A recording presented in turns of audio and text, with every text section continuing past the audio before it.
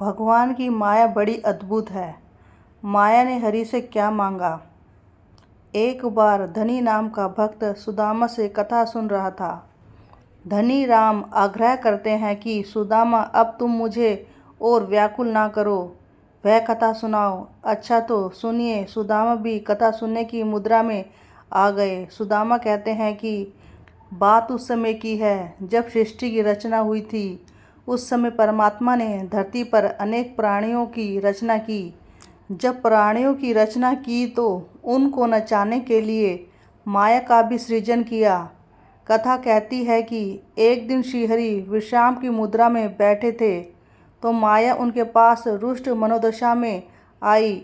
श्रीहरि ने माया से रुष्ट होने का कारण पूछा तो माया ने कहा कि हे प्रभु, आपने जिन प्राणियों की रचना की है वे न केवल दीर्घा हैं वरन बहुत ही क्रूर भी हैं, अच्छे नहीं दिखते हैं। अतः उनके आहार, निद्रा, भय और काम क्रोध के मध्य डोलते डोलते मेरी दुर्दशा हो गई है। तब श्री हरि ने कहा, आओ मैं तुम्हें एक नई रचना दिखाता हूँ। फिर वे माया को अपने सृजन कक्ष में ले गए। वहाँ एक मंच पर वस्त्र से कुछ ढका हुआ था।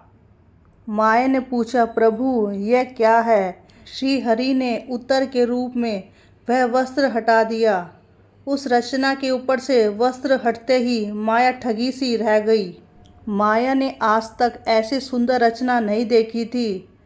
उसने चकित होकर भगवान से पूछा कि यह क्या है प्रभु, इसका नाम क्या है?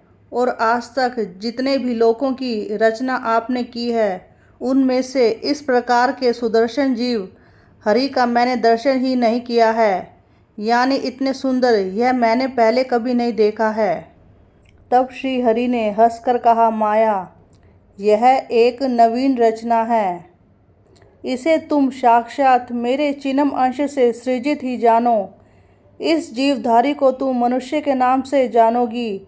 माया ने कहा, हे प्रभु, ये आपका कैसा न्याय है कि अपने खेलने के लिए तो इतनी सुंदर रचना और मेरे लिए यह क्रूप पशु पक्षी आप इसे मुझे दे दीजिए, इससे तो मैं खेलूंगी।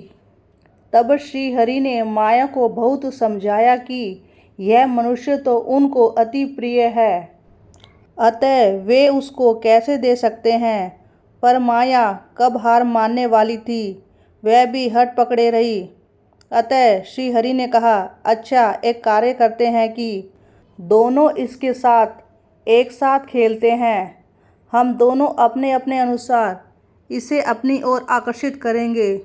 जो इसे ले जाए यह उसका। तो ऐसा करो कि 50 भाग तुम्हारे और 50 मेरे। यानी भगवान कह रहे हैं कि माया 50% तेरा हो गया और 50% मेरा हो गया।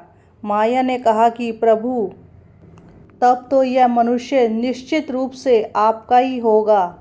यह तो खेल समांतर शक्ति का नहीं होगा। आपके 50 भाग के समक्ष मेरा तो वश नहीं चलेगा। माया के ऐसा कहने पर बहुत देर तक कौन कितने भाग से मनुष्य को अपना बनाने के लिए आकर्षित करेगा, इस विषय को लेकर तर्क वितर्क होता रहा। अतः यह निश्चित हुआ कि माया के द्वारा खींचने का भाग 99 अंश और श्रीहरि एक अंश से मनुष्य को अपनी ओर खींचें।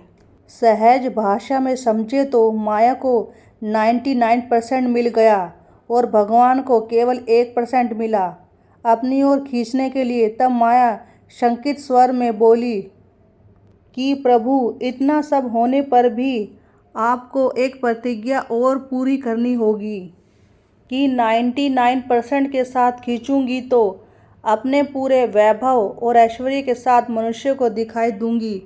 अर्थात मैं मनुष्य को सामने से खींचूंगी, पर आप जिस एक अंश से उसे खींचेंगे वह अप्रत्यक्ष होगा।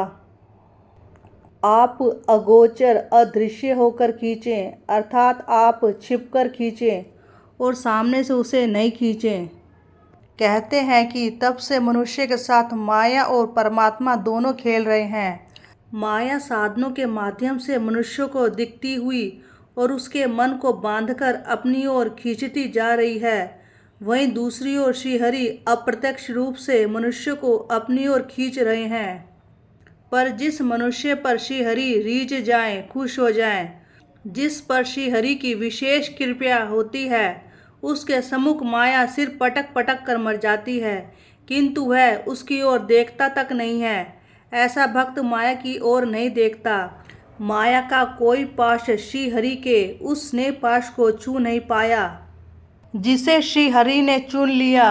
जो भी उनके द्वारा चुन लिए गए वे माया से अप्रभावित रहे। धनी राम यह कथा सुन रहे हैं।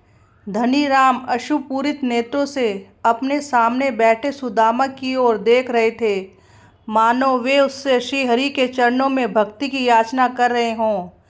कथा की आनंद वर्षा में भीगे हुए वे हाथ जोड़कर बोले, जय हो श्री हरि की जय हो। कितना सुंदर प्रसंग है। अब यह हमारे ऊपर है कि हम भगवान की ओर जाना चाहते हैं या माया की ओर जाना चाहते हैं।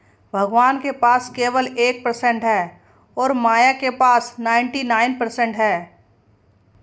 तो हम भक्ति के माध्यम से, सेवा के माध्यम से, नाम जप के माध्यम से अपने प्रभु को रिझा सकते हैं। वो 1% भी काफ़ी है। भगवान की भक्ति के द्वारा ही हम भगवान को प्राप्त कर सकते हैं और अपना कल्याण और उद्धार कर सकते हैं तथा मोक्ष को प्राप्त कर सकते हैं। क्योंकि मनुष्य जन्म तब मिलता है जब भगवान की कृपा होती है और भक्ति जब मिलती है जब भगवान की विशेष कृपा हमारे ऊपर होती है। एकमात्र भक्ति के द्वारा ही मनुष्य अपना उद्धार कर सकता है, क्योंकि मनुष्य जन्म लेने का एकमात्र लक्ष्य भगवान की प्राप्ति होती है। भगवान ने ये मनुष्य तन अपनी भक्ति के द्वारा हमारा कल्याण करने के लिए हमको दिया है, ना कि मोह माया के चक्कर में फंसने के लिए दिया है। जो मनुष्य तन पाकर माया में उलझा रहता है और मरते दम तक उसमें फंसा रहता है तथा 84 लाख योनियों में भटकता रहता है और फिर बहुत दुख तकलीफ पाता है। इसलिए इन सब दुख तकलीफ़ों से बचने का एकमात्र उपाय भक्ति है और अपने जीवन को सुखी बनाएं। श्रीमन नारायण हरि हरि हरि ओम।